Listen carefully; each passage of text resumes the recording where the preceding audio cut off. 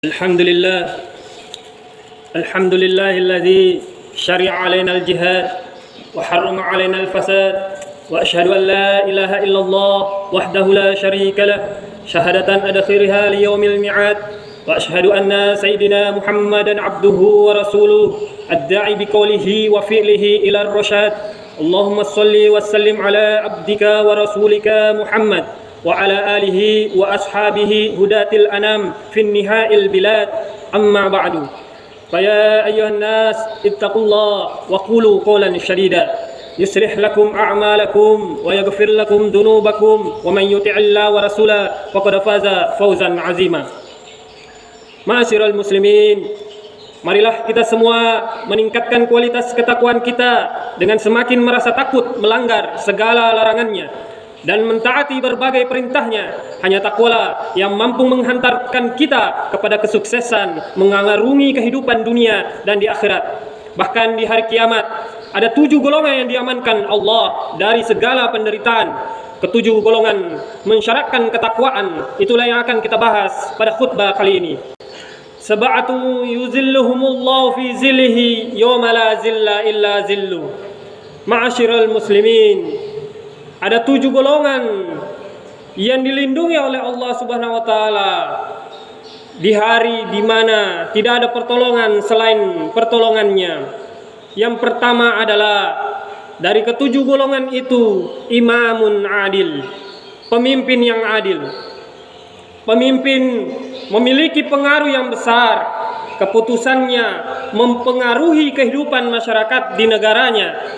Kesalahan dalam mengambil keputusan akan membawa musibah dan kebenarannya akan membawa berkah dan rahmat. Keadilan bukanlah perkara yang susah, karena sesungguhnya keadilan selalu hadir di dalam hati yang kecil. Hanya saja manusia sering mengabaikannya, pura-pura tidak mendengarkan bila si hati kecilnya berbicara. Keadilan semakin mudah terlaksana apabila ditemani dengan kesederhanaan. Kisah sahabat Umar bin Abdul Aziz ketika menerima tamu di rumahnya menjadi sebuah pelajaran yang berharga, tidak hanya bagi pemimpin formal tetapi bagi semua manusia. Suatu malam ketika Umar sedang sibuk bekerja di ruangannya, datanglah teman lama sebagai tamu. Umar pun menyapa dan menanya, "Engkau kesini mau berbicara urusan apa? Soal pribadi atau soal negara?" Tamu itu menjawab, "Soal pribadi." Umar pun beranjak untuk mematikan lampu penerangan ruangan. Tamu itu agak bingung, linglung. Ia pun bertanya, "Tuanku, mengapa engkau padamkan lampu? Bukankah kita ingin berbincang?" Umar menjawab, "Sedari tadi aku bekerja di ruangan ini untuk negara. Karena itu aku gunakan lampu sebagai penerangannya. Sekarang kita berbincang soal pribadi, maka aku padamkan lampu itu. Karena lampu itu dibelanjakan dengan uang rakyat, dengan uang umat. Sedangkan perbincangan kita kali ini adalah bersifat pribadi." Dari sini kita bisa mengambil kesimpulan bahwa pemimpin yang adil pandai menempatkan dana alokasi daerah sebaik-baiknya untuk umat, bukan untuk kepentingan golongan, keluarga atau rekan-rekannya, tetapi fokus kepada kesejahteraan umat dan daerahnya. Dari Abu Hurairah radhiyallahu bahwa Nabi Muhammad sallallahu alaihi wasallam bersabda, "Sesungguhnya orang-orang yang berbuat adil di sisi Allah, balasan mereka di atas mimbar dari cahaya di sisi kanan Allah yang Maha Ar-Rahman, dan kedua tangannya adalah kanan, yaitu orang yang berlaku adil di dalam menghukumi dan adil terhadap keluarga mereka serta adil terhadap apa yang menjadi tanggung jawab mereka, yaitu umat mereka." Yang kedua, asyab nasya'u fi ibadatillah, anak muda yang tekun beribadah kepada Allah. Pemuda adalah harapan dari segala-galanya, harapan agama dan negara. Perjuangan bangsa ini di masa penjajahan dipenuhi dengan pemuda. Pemuda di Penogoro, pemuda Imam Bonjol, pemuda Patimura dan lain sebagainya. begitu juga kemerdekaan bangsa ini pun juga terlahir dari pemuda Soekarno, pemuda Hatta, pemuda Wahid Hashim dan teman-temannya, sampai era reformasi juga bersinar dengan pemuda Ansor NU, pemuda PMII, pemuda HMI, pemuda Muhammadiyah dan kawan-kawannya. Sungguh beban pemuda sangatlah berat. Bukan itu saja, perlu dipahami bahwa masa depan Islam di Indonesia juga tergantung di tangan pemuda. Jika pemuda hari ini tidak memahami politik dan Islam dengan baik dan benar, maka tidak hayal Islam menjadi sekedar nama di Indonesia. Pemuda menjadi penting karena pemuda adalah penguasa di masa depan. Subhanul Yom Rijalul Gaut. Pemuda saat ini adalah tokoh di masa depan. Bahkan ketergantungan Islam di Indonesia kepada pemuda, innahum fityatun amanu birabbihim wazidnahum huda. Sesungguhnya mereka adalah pemuda-pemuda yang beriman kepada Tuhan mereka, dan kami tambah pula untuk mereka petunjuk. Yang ketiga, ma'asyiral muslimin, rajulun mu'allaqun qalbuhu fil masajid. Lelaki yang hatinya selalu berhubungan dengan masjid. Masjid sebagai rumah Allah harus menjadi sumber inspirasi yang untuk memajukan umat, baik maju jiwanya maupun maju ekonominya. Karena kesehatan ekonomi menjadi pilar dari kesehatan jiwa, dan kesehatan jiwa sangat berpengaruh pada kondisi agama seseorang. Jadikanlah masjid sebagai tempat mencari persamaan, bukan memperbesar perbedaan.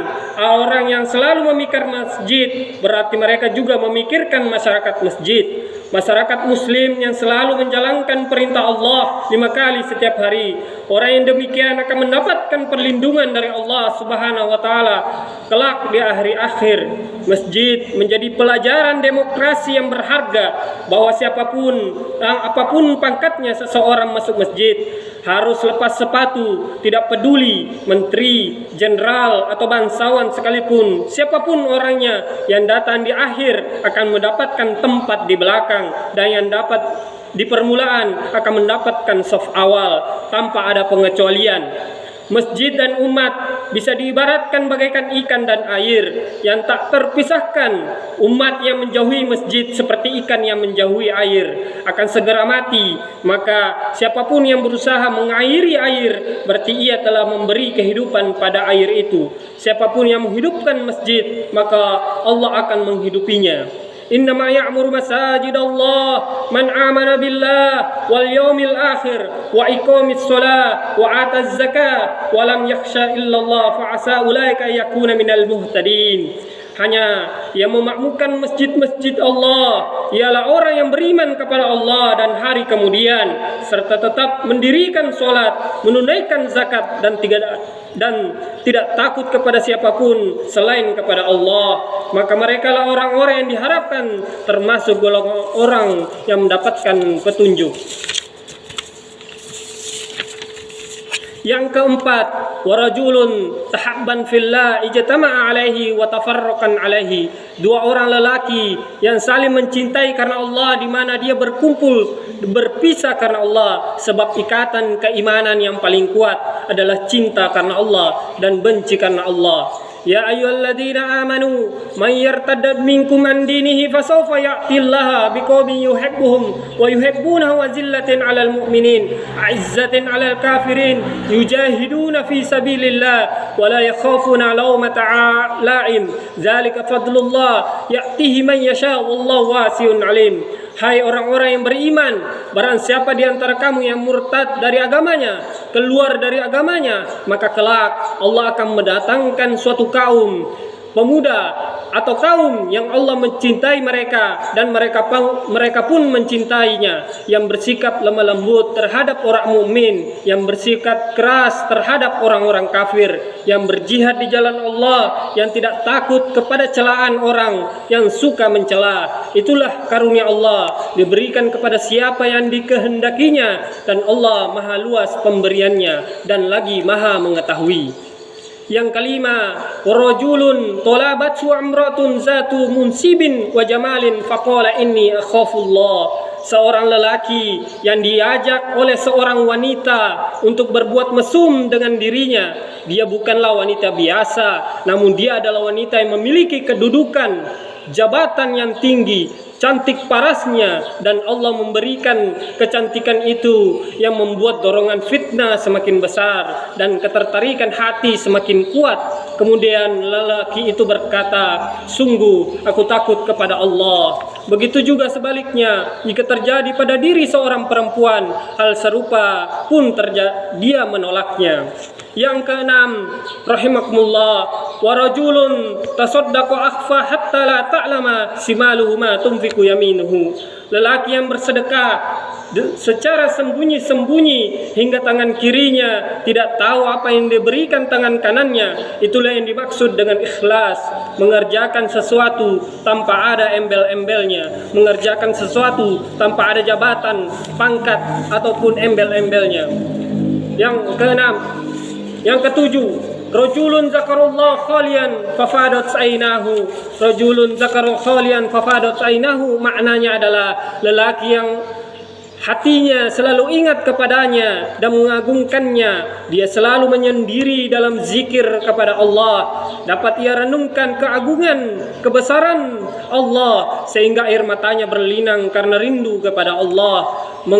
Allah mengapresiasi seseorang yang seperti ini. Innamal mu'minuna alladzina idza dzukirullah wajilat qulubuhum wa idza tuliyat 'alaihim ayatuhu zadatuhum imanan wa 'ala rabbihim yatawakkalun. Sesungguhnya orang-orang yang beriman ialah mereka yang bila disebut nama Allah gemetarlah hati mereka, dan apabila dibacakan ayat-ayatnya bertambahlah iman mereka karenanya, dan hanya kepada Tuhanlah mereka bertawakal. Demikian khutbah kali ini, semoga benar-benar menjadi pelajaran bagi kita semua. Barakallahu li wa lakum fil Qur'anil azim wa nafa'ni wa iyyakum bima fi minal ayati wa dzikril hakim. Innahu ta'ala jawadun karimun malikum barrur raufur rahim.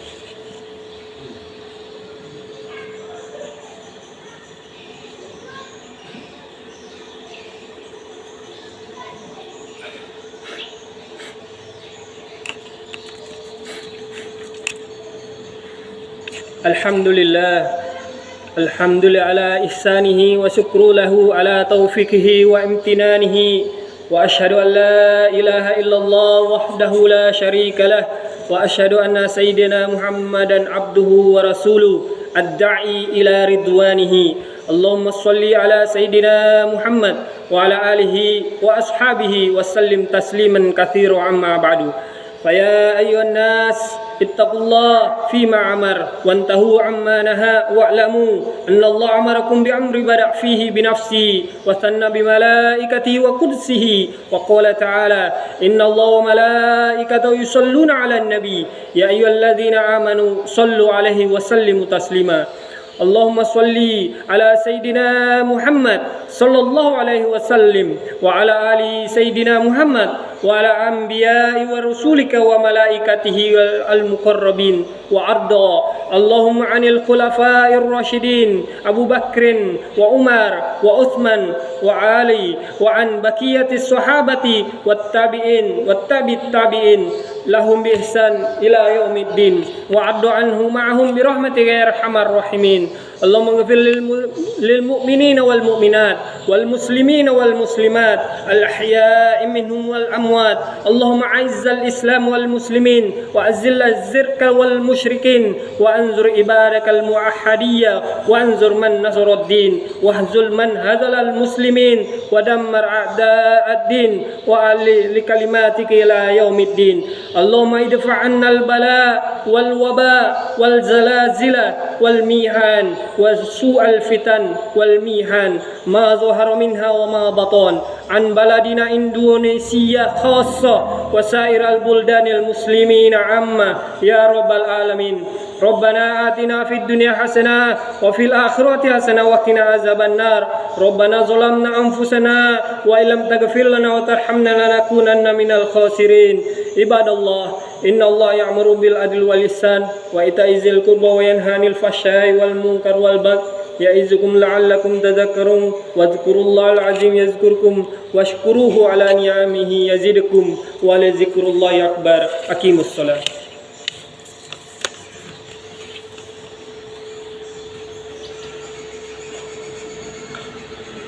الله أكبر الله أكبر لا